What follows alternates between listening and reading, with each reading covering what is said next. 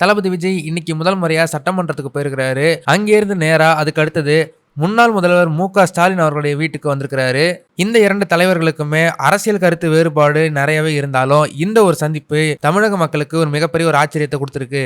ஆச்சி மசாலா எந்த சமையலும் ருசி தேடும் ரகசியம் ₹20. தமிழக வெற்றி கழகத்துடைய தலைவர் தளபதி விஜய் பல தடைகளை தாண்டி நேற்று சிஎம் பதவி ஏற்று இன்னைக்கு முதல் முறையா சட்டசபைக்கு வந்திருக்கிறாரு. சட்டசபையில தாவேகா தலைவர் விஜயும் தாவேகாவோடைய எம்எல்ஏகளும் பாத்தீங்கன்னா இன்னைக்கு எம்எல்ஏ உறுதிமொழி எடுத்து முடிச்சிருக்காங்க. ஆனா தளபதி விஜய் சட்டசபையில இருந்து பின்னர் நேரடியா பாத்தீங்கன்னாக்கா முன்னாள் முதலமைச்சர் மு.க. ஸ்டாலின் வீட்டுக்கு வந்து போயிருக்கிறாரு. இந்த ஒரு விஷயம் பாத்தீங்கன்னாக்கா தமிழக மக்கள் மத்தியில ஒரு மிகப்பெரிய ஒரு ஆச்சரியத்தை உண்டு பண்ணியிருக்கு.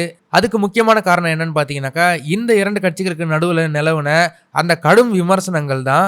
ஆனா 1000 கடும் விமர்சனங்கள் ஒருத்தருக்கு ஒருத்தர் வச்சுக்கிட்டாலுமே கூட அரசியல் நாகரிகம் காரணமா தளபதி விஜய் மு.க. ஸ்டாலினை வந்து சந்திச்சிருக்கிறாரு. மு.க. ஸ்டாலின் அவரை சந்திச்சது மட்டும் இல்லாம மு.க. ஸ்டாலின் தளபதி விஜய்க்கு சில ஆலோசனைகளையும் அறிவுரைகளையும் வழங்கியிருக்கேன் அப்படின்ற மாதிரி சொல்லியிருக்கிறாரு. இதை தொடர்ந்து மு.க. ஸ்டாலின் தன்னுடைய எக்ஸ் பேஜ்ல ஒரு ட்வீட் ஒன்று போட்டிருக்கிறாரு. அந்த ட்வீட்ல அவர் என்ன சொல்லியிருக்காருன்னா, மாண்புமிகு தமிழ்நாடு முதலமைச்சரா பொறுப்பேற்றிருக்கிற திரு விஜய் அவர்களுக்கு அரசியல் நாகரிகத்தோட என்னை வந்து சந்திச்சு வாழ்த்து பெற்றாரு.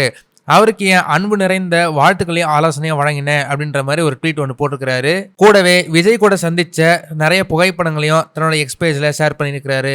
ஆனா இந்த ட்வீட்ல மறைமுகமா இன்னொரு விஷயமும் நமக்கு தெரிய வருது. இதே ட்வீட்ல மறைமுகமா காங்கிரஸ் கட்சியும் விமர்சிச்சிருக்கிற மாதிரி நிறைய பேர் வந்து பேசிக்கிறாங்க.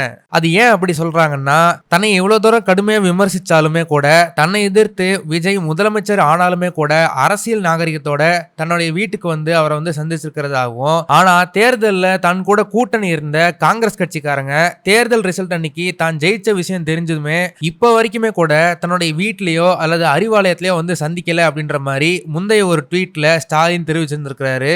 இதனால ஒருவேளை மு.க. ஸ்டாலின் இந்த ட்வீட்ல மறைமுகமா காங்கிரஸ் கட்சி விமர்சிச்சுக்கிறாரா அப்படின்ற மாதிரி நெட்டிசன்ஸ் டிஸ்கஸ் பண்ணிட்டு வராங்க. விஜய் அவர்களுடைய இந்த சந்திப்பை பத்தி நீங்க என்ன நினைக்கிறீங்கன்னு மறக்காம கமெண்ட் செக்ஷன்ல சொல்லுங்க. இந்த வீடியோ உங்களுக்கு பிடிச்சிருந்தா மறக்காம லைக் பண்ணுங்க, ஷேர் பண்ணுங்க. இதே மாதிரி நிறைய இன்ட்ரெஸ்டிங்கான வீடியோ பார்க்க வி டாக்கீஸ் சேனலை சப்ஸ்கிரைப் பண்ணுங்க.